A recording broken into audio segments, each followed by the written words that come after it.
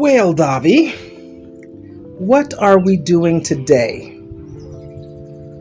Today we're sitting on the veranda because it's not a porch. I learned that the hard way. How to have somebody not understand what you're talking about and look at you crazy. Oh, my shoes are on the porch. And they're like, They said we was looking for your bag. My bag? Why? What do you mean? We don't know what that means. Oh, the veranda. Okay, my bad. But I thought we were in East Africa on a project. So why are we sitting here lounging like we got nothing to do? because today we have nothing to do except bask in the beauty of this place and reflect on everything that happened here, the deep healing work, the joy, the play, the laughter, the fun. So give the people like a recap. Summer camp. Yeah, it really was. For real. Felt like adult summer camp. So if people have not been following, one, they have missed out on quite a bit of joy. But explain why we were even here. What did we decide to do that is now done? So we decided to bring a cohort of East African leaders and East African and participants from the United States to come together in some healing-centered activities and work, excursions.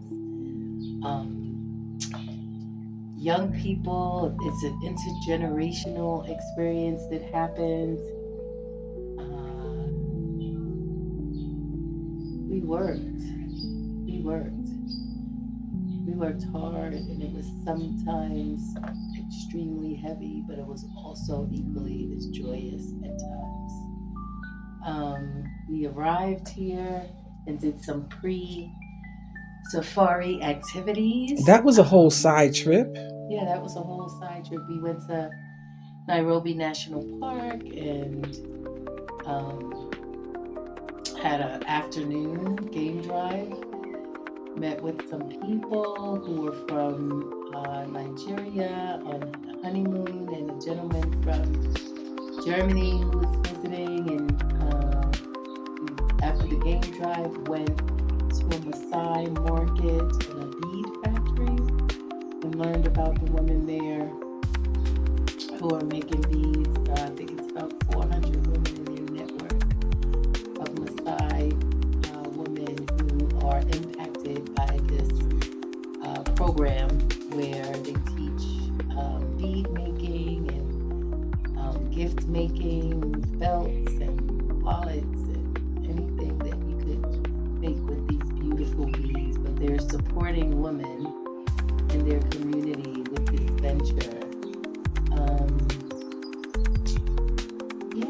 Took a trip from Nairobi to Eldoret, which was a whole new chapter of adventure unloading on our own, on its own, and spent the night in Kitale in an Airbnb, a really interesting Airbnb in the community of Kitale town, and interesting night. One of the most interesting Airbnb nights that I've had across the world, actually.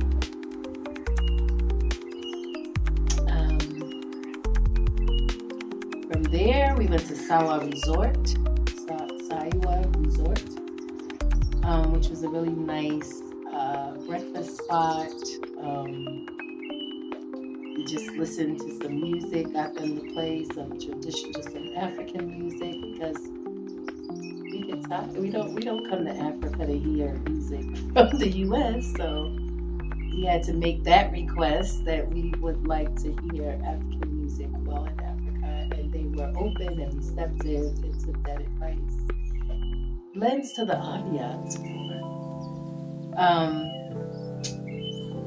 and we were driven from Eldoret to Kitale to Saiwa Resort, all by Joseph, who happened to meet at the airport, which I never do, is get a taxi directly from the airport. But in this case, we decided to do it because our Wi-Fi was low, and we just decided to stop at a kiosk and get a taxi, which turned out to be extraordinary because the taxi driver happened to know 2 hours away from where we are our post at Tabasamu Afrika Hub. That was one of many incidences that happened where the timing was right, where the universe just works in your favor. And Joseph took us all around to fix phones.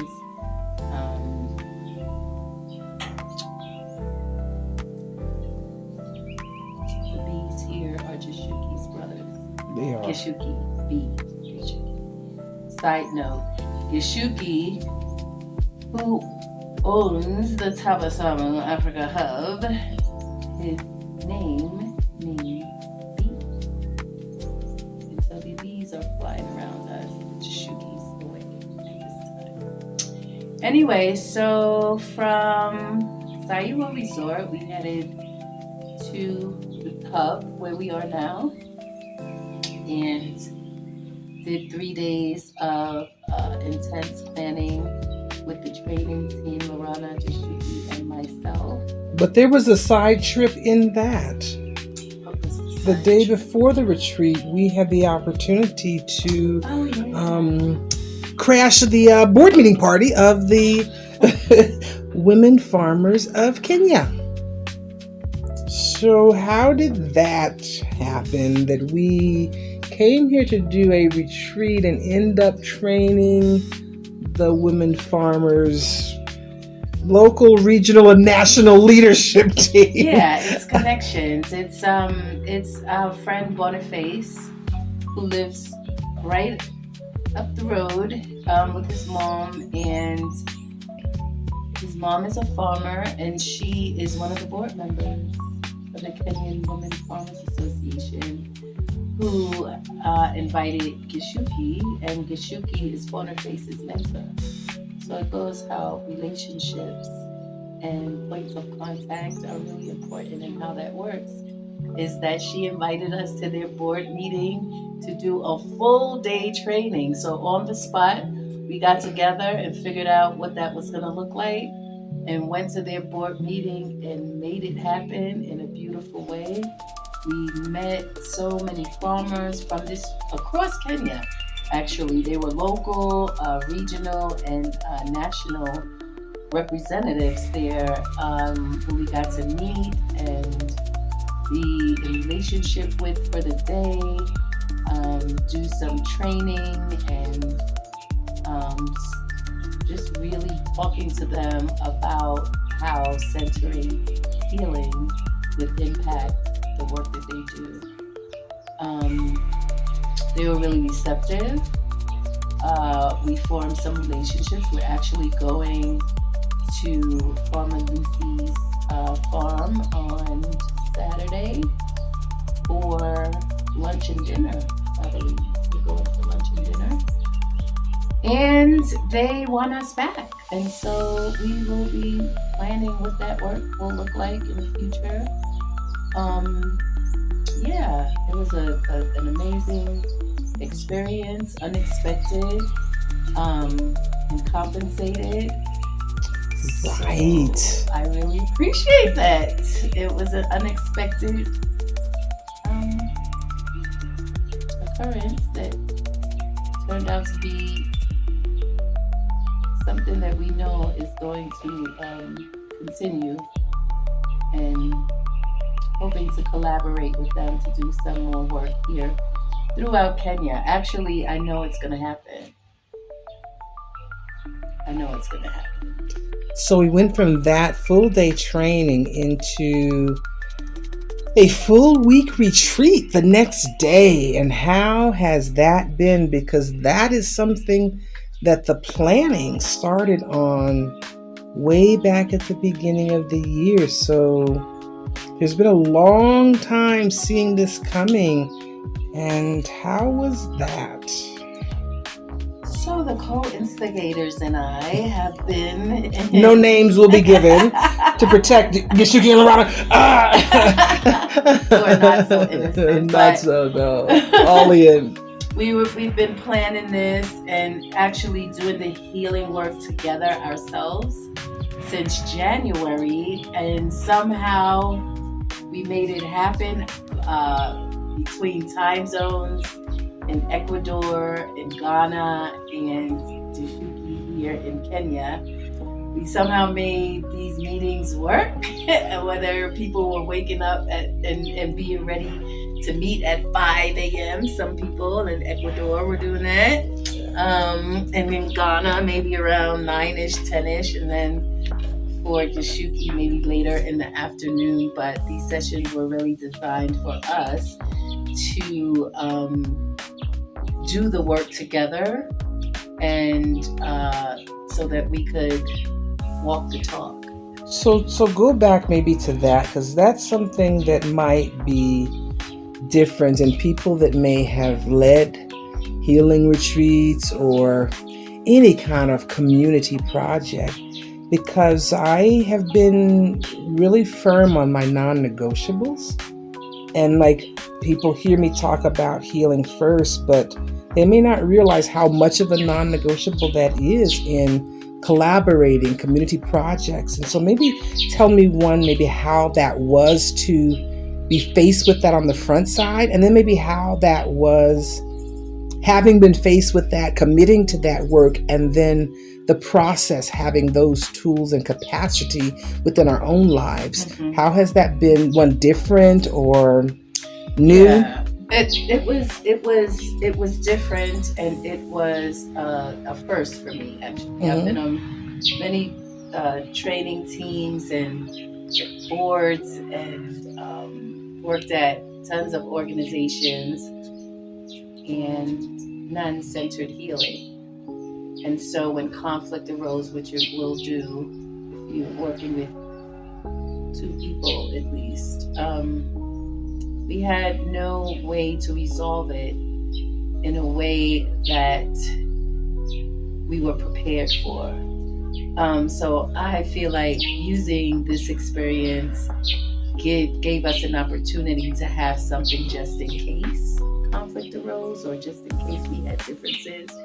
And in any organization, I feel like that's important, and it's good to have some conflict resolution built into your policies and processes, because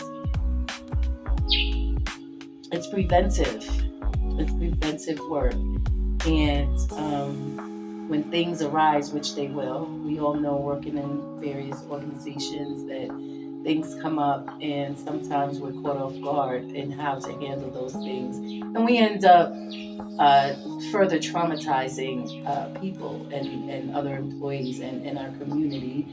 And we end up spending more time in conflict and trying to resolve things than we could be doing the work and the projects.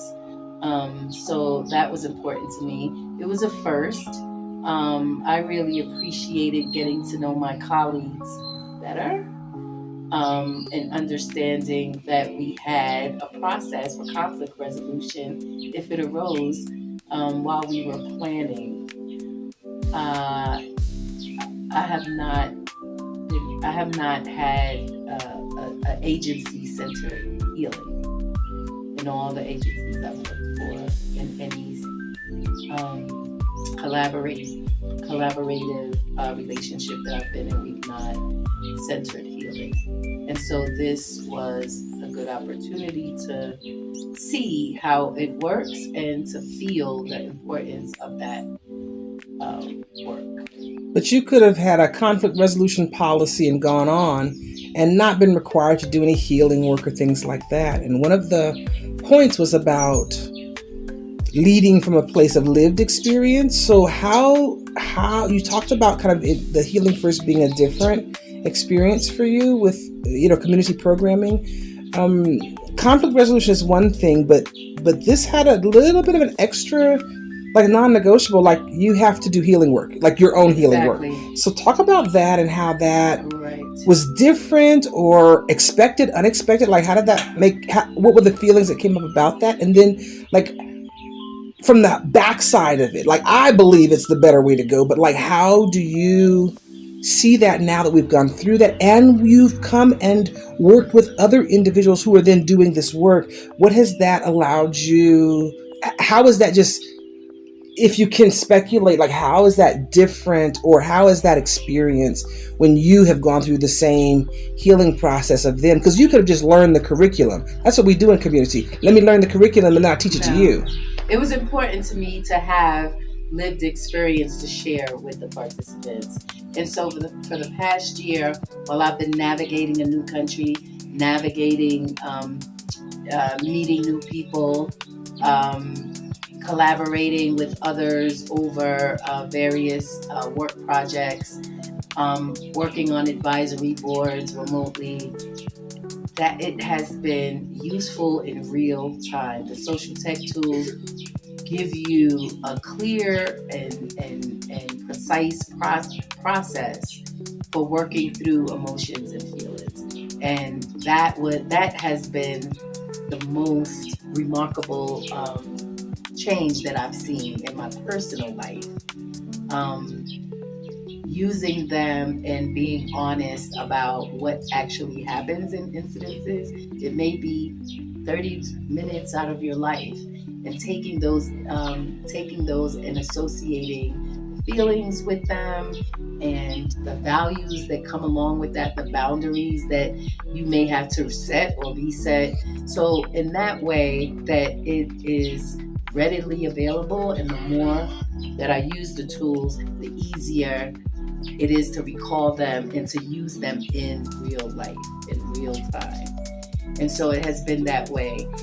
And also, when it comes to me being in leadership or being on a training team or facilitating any subject, it's important that I have my own lived experiences to talk about when I'm working with people. Wait, can I pause you there? So oftentimes in leadership, leaders lead from a distance.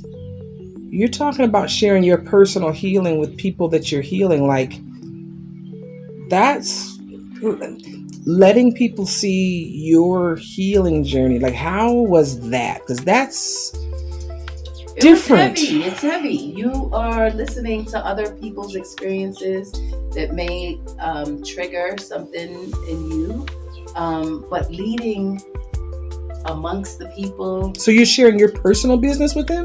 I'm sharing how I resolved some of my personal incidences and what the process was like. What it felt like for me to do the same things that they're doing, and how it affected me, and how I'm able to be a better leader, I feel like, because it was more relatable. And they had the opportunity to get to know me as a person who has issues and things that need to be healed. It's not a destination, and I'm always on that road from forever. I will be committed to healing. If I'm living in this world, there's 100% trauma in my life, and I need to be able to deal with that. So I really appreciated being amongst the participants. We played together, we danced together, we jumped together, we ate together. We did so many activities, and it was not from a distance, it was amongst the people. And so that was very important to me, and I can see, and as we reflected last night at our bonfire, it feels to me like participants really felt that, and felt that it was important, and it had been different for some of them too, that they were actually among the leaders who were facilitating the retreat. So where did these people, you mentioned East Africa, United States, Mm-hmm. This group can you tell us a little about where this group came from? And then there was one experience specifically where you talked about the language groups that this particular group has access to. How many languages were spoken here? And so just tell us a little about the reach that this particular cohort, they were how many participants? 9 participants? 9 participants from Rwanda, Liberia, Tanzania, several from Kenya, and the U.S., Uganda, I think I mentioned. And that group of East African leaders are coming from various areas of specialty. Some are storytellers. We had youth workers. We had people who serve orphans.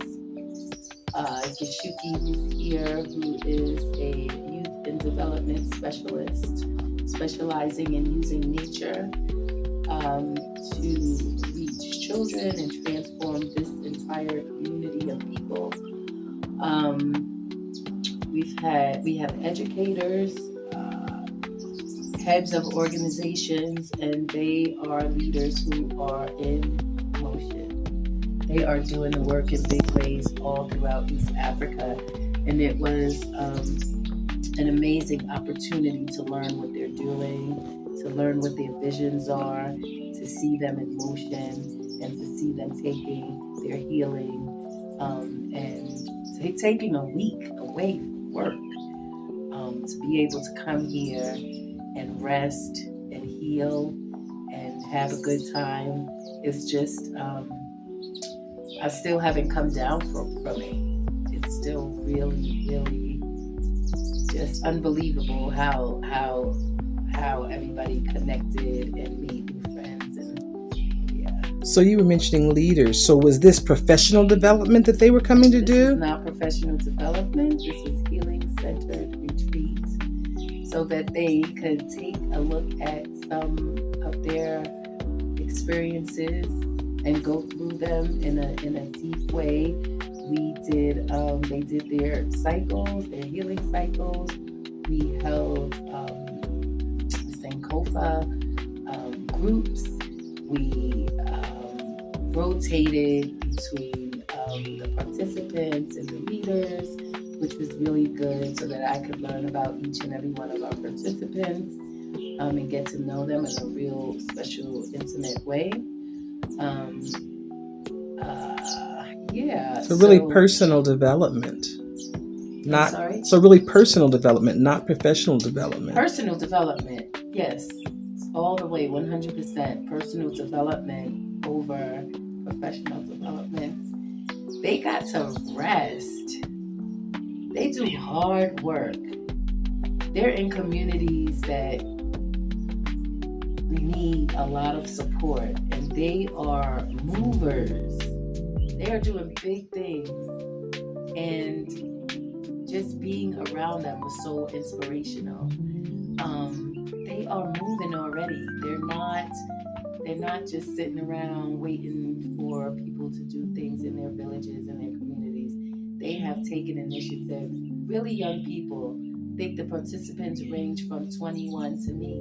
I was the elder in this experience, and that was one of the highlights for me, is that it was an intergenerational experience, and I learned probably more from them than they did from me. So this was a healing vacation retreat. Re-Pioneering Church and the International Welcome Center and the Global Underground Railroad. This was the Soul Safari version of that. But I've heard you talk a lot about the work of healing. Is healing work all you did? No, healing work is not all we did, and thank God it wasn't, because it's really heavy work. So in addition to the healing, we went on various journeys that took us through experiences, unexpected, some that as a group bonded us. in a really special way. We got to learn a lot about people when small crises happens and who they are and how they act in those experiences. So we did some journeying to national parks. Saw a bunch of animals. Got to walk amongst the zebras and hung out with the park rangers all day long. Drove in the government vehicles. It was just an amazing thing. We went into a cave and we journeyed deep into the cave and did an exercise around courage and fear, and just the darkness of the cave was, for me, one of the most fearful experiences, and one of that I had to really push through. Actually, it was the one that I really had to push through the most. And everybody seemed to have those various experiences in different parts of the journey. So when it was all said and done, we all had things to share that where we had to push through some stuff. Some was at the playground. We rode ATVs and go-karts, and some people had never been on water, so we rode a boat. We did a rowboat experience, and you learned just a lot about how people push through and some of the very specific cultural things that are sometimes harmful in our healing journeys. And we really took a look at that, and I was really happy to see that people were open to talking about their own cultural bondage that in some cases, and how they're able to work through, or how they're looking into the future of how they can share some of these things with their families and their villages that they learned here. I'm so confident that they're going to take what happened here back to their villages and communities and move it forward. These group of energetic people are already doing the work, and they've just added the most important, very relevant, healing-centered perspective to the wonderful work that they're already doing. You mentioned some of the things that were done, even in the activities that brought you to a place of your own fear. Talk about that whole concept of healing together as the means for being able to do life together. What did togetherness do in supporting you through those times where fear shows up? Where had the people beside me? You know, if I was there alone, it would have been a totally different experience, even if I was there with one person. I mean, I've had experiences here in Kitale area where we went, when I was first here in 2018, where we did an activity that had to put lots of fear in my heart. That was spending a night in an African forest. So my healing journey was already in motion in 2018 when I was here, where I had to push through that fear. But yeah, doing it with others is the only way to go. I mean, I've done traditional therapy where you're with your therapist and it's that one person and you're working through your things, but doing it together, so much better. You have the support of other people, and just walking through the cave and the young people holding on, because we were climbing and hiking in the dark cave, holding on to other people. We had experiences where people got sick and you had the young people kind of just supporting them. Which people would that be? Which people would that be? That would be my beautiful daughter from Uganda, who still hasn't gone home yet, and she's hanging out with us. And who was that got sick? That was you, LaRahna. When the leader goes down and all of her energy must be turned onto herself. Our baby girl made it happen. She can't hear us over there. She's over there watching the movie. She has her earpods in. But she is the one who jumped into action. Marta. And made sure that LaRahna was okay. Her name is Marta. She was our youngest. Uganda. She's a 21-year-old doing amazing work in her community. wise beyond her years. And that was the migraine experience of Soul Safari 2025. Yeah. So doing it together, healing together, that helps be able to do life together in ways that are life embracing and supportive. And it's sustainable. I mean, doing it here was extra special because we're in the village.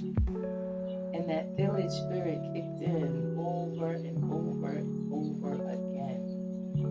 We do our morning walks here, and we watch the village wake up, watching people go to work. We've walked through the coffee fields and the maize fields and the farms, and done activities to learn more about the community.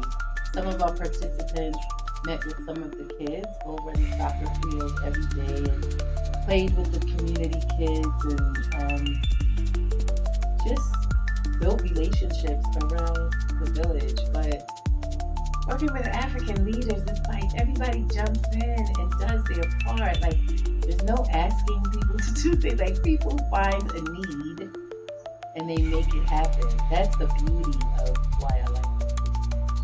And the spirit of the leaders here and the young people here, they are moving and they are dedicated to their physical health, mental health, healing. They are all there, but realizing that we all are on a journey and we're all healing together all the time, and that this work will be important to take back to their own organization. Were there any favorite moment or favorite moments that come to mind from this week? Yes, last night, summer camp-ish type. So tell me about this whole summer camp. Like I know I have some experiences. Tell me about this adult summer camp kind of vibe that was happening this week. Like, cause we were like a bunch of big kids just running around doing stuff. But last night with snacks. The snacks were a highlight. The snacks and speakers. I think my next retreat will be snacks and speakers. Mm-hmm. Snacks and speakers. Because we all have the three instigators, all had speakers, but we had them for our own use because we use them in our trainings. But the participants ended up with them, and it turned into a whole different thing. Like it's just something unexpected that made it such a wonderful experience for them that they walked around with the speakers. We had our one song that pulled everybody together. It was sort of like a Piper moment every time we moved from one activity to another. And it was really interesting to see how that song would just automatically move people. And we kind of had it to like where it gets to a certain part of the song, you should be gathered by then. And so it gave people an urgency to move from one activity to the other in a good way. So last night we had we asked the participants to organize the day, like our final closing ceremonies and dinner.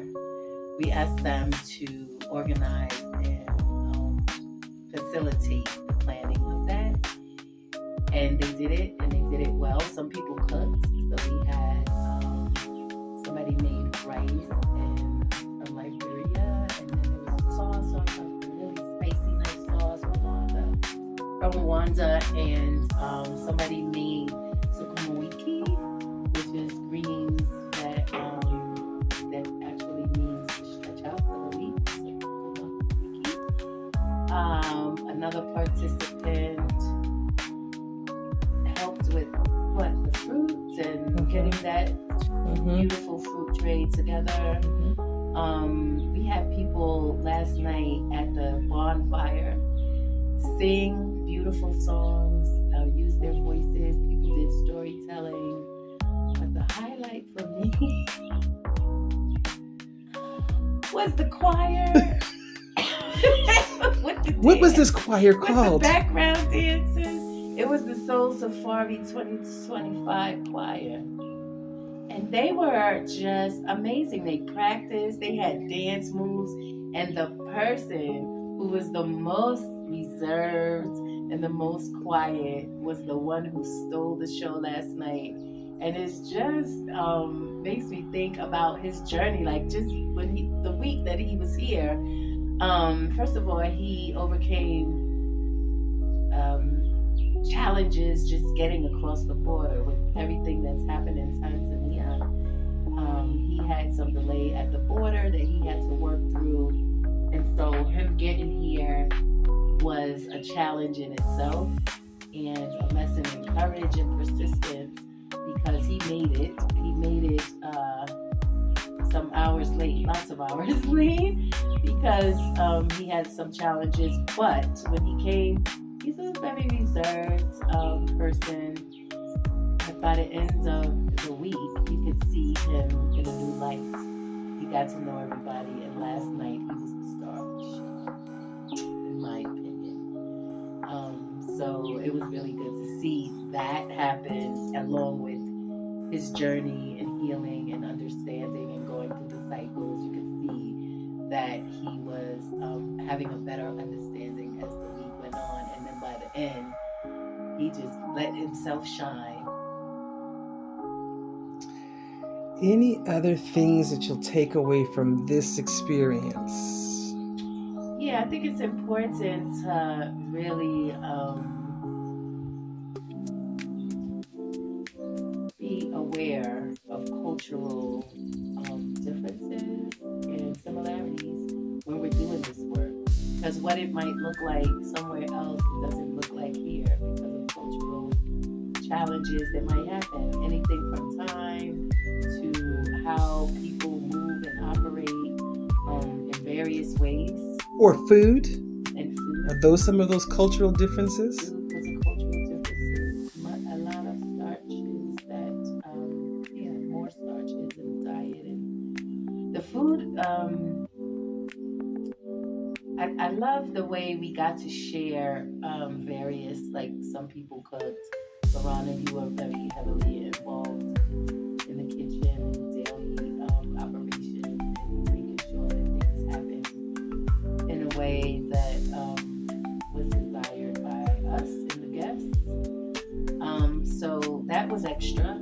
That was extra that we weren't planning for, but was an experience in learning because as a retired farmer and restaurateur, they got to get some training unexpected. We were not planning to do that, but that happened in a nice way.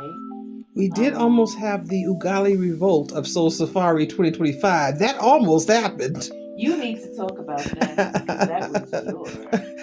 I instigated that revolt. A revolution. I did. Yeah. So.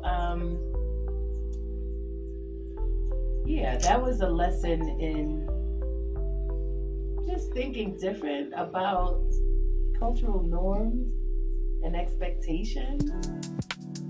Because we switched up the Ugali a little bit on the people, and they are serious about Ugali. They was like, we have fish. Why is there no Ugali? But there was Ugali, but just in a different form, which sometimes happens in life. We have to adapt and adjust. And they were not happy about it, but they saw the lesson in it, and they got Eventually, yeah. And appreciated that. Something really special that happened yesterday as well is that we planted some trees and what else? Flowers. Any other? The Freedom Trail. Yeah, which is now we inaugurated the Freedom Trail, the Tabasamu Afrika Hub's Freedom Trail. And so along the trail over the years, you will see these plants growing, and there is some flowers that's going to be coming up, and that was really special to see the participants plant some seeds, because that's what we've been doing all week. Plant seeds of courage and healing and hope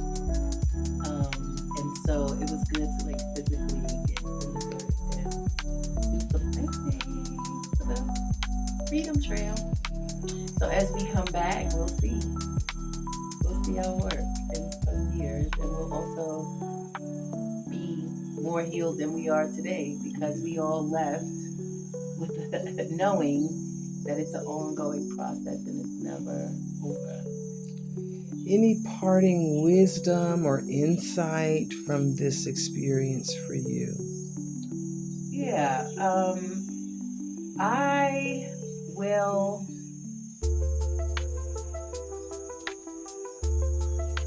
center healing in all my relationships. So if I'm doing my work, the other people around me, everybody has to be doing the work.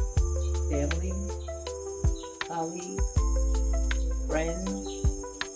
Because if you can't self-reflect and be healthy and well for yourself, how do I expect you to treat me with the respect that I have? The value of respect has to be happening in other people before they can give it to me. Just like I need to be making sure I respect and have my boundaries in place and living by my own values before I can expect someone else to live those with me. And so I came away with that. I came away with new friendships. I know I'm going to see some of these participants in Nairobi when I get back to Nairobi. I know I'm going to see some of these participants out in the world, possibly Ecuador. And I'll never forget this journey because it's a vision, it's part of a vision that Tashiki and I had way back in 2018, and then meeting LaRahna, and it's not even adding the healing piece, it's centering the healing piece, putting the healing piece first before we do anything was the key that made this a successful event. And so it's years of alignment happening in various ways and forming relationships with Shuki coming to the US and us being back here and LaRahna going to the International Welcome Center and having that as a part of my healing journey as well. It just all came full circle. It was that Kofa moment. So for perhaps the last time, we decided to do a thing, and we did it. Share what that thing was. We decided to do a thing.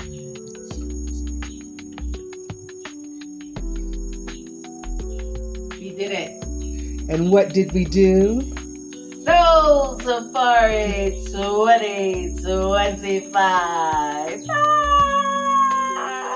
In the books in the books and done. Thank you so much for spending some time on the porch with me, Davi. On the veranda. On the veranda. That got me tripped up before. On the veranda.